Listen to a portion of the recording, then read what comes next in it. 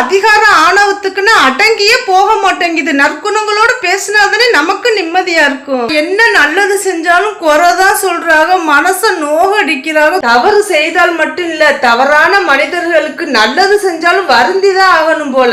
அடுத்தவர்களை குறை சொல்லி வாழ்பவர்கள் தன் குறையை ஒரு நாளும் திருத்தி கொள்ள மாட்டார்கள் போல. அல்லாவுக்காக பொறுமையா இரு, படிப்பறிவு இல்லைலப்பா, அதனாலதான் குறை சொல்லியே பேசுறா. குறை சொல்றா? குறை என்ன படிப்பறிவு இல்லாம இருக்கும்? எனக்கா படிக்க தெரியாது? படிப்பில் சிறந்தது திருக்குர்ஆன் ஹதீசுகளை கற்றுக்கொள்வதே. அதை அல்லாஹ்வை அஞ்சி பயந்து பொறுமையோடு ஓதி படித்தாலே யாரும் யாரையுமே வேதனைப்படுத்த மாட்டேமே. என்ன சொல்ற?